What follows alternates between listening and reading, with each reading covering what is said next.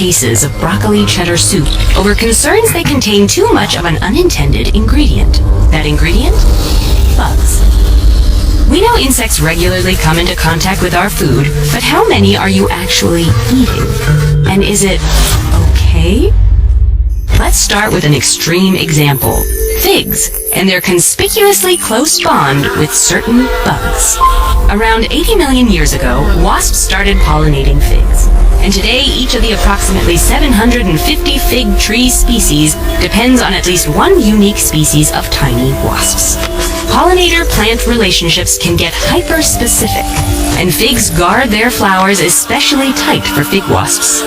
Technically, a fig isn't a fruit, but a fleshy bundle derived from stem tissues that holds hundreds of internal flowers, like a hidden garden. Humans typically harvest one species, the common fig. Its breeding system, called gynodioece, is seen in less than 1% of flowering plants. It works with some common fig trees having seed-producing female parts, while others, called caprifigs, have both female seed-producing and male pollen-producing parts. Wasps get involved when a female fig wasp full of eggs follows odor cues to a common fig tree and thrusts herself into the minuscule hole at a developing fig's base. From there, depending on whether it's a caprifig or a female fig, things go one of two ways, the outcome being either more wasps or more figs. If it's a caprifig, the wasp deposits her eggs into the flower's ovaries, then dies. Instead of developing seeds, those flower ovaries turn into galls that nurture the wasp's developing offspring.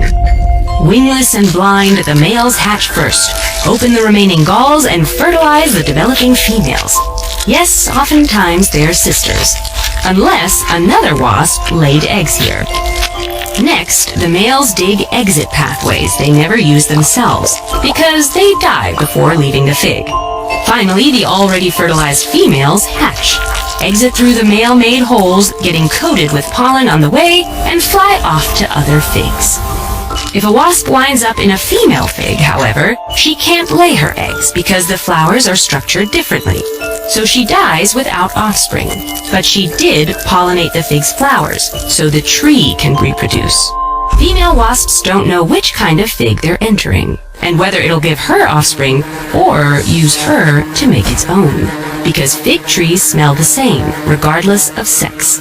This ensures that a good portion of common figs can also reproduce, and not just further wasp kind. That was how things went, until humans intervened. Archaeological records suggest that people in the Jordan Valley grew figs some 11,400 years ago, possibly making them the first domesticated crop.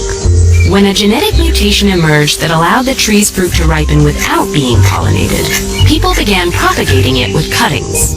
And suddenly, the common fig wasn't beholden to wasps. It had a new partner to multiply with. The crop spread far and wide, and today we harvest more than 1.3 million tons of figs annually. So how many wasps are we eating?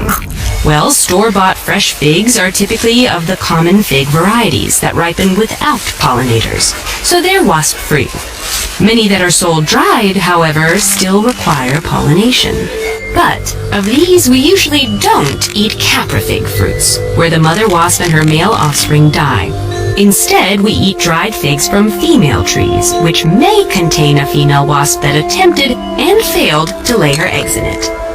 However, it's also possible that the moisture and enzymes figs naturally release break her body down. Big picture though, bugs are often harvested with our produce or attracted to food processing facilities. Eating them is kind of inevitable. The U.S. Food and Drug Administration actually permits certain amounts of bug bits in different food products.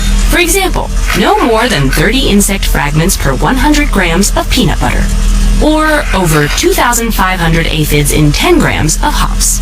Some estimates hold that Americans eat around a kilogram of insects annually without incident, and maybe even a little added nutrition.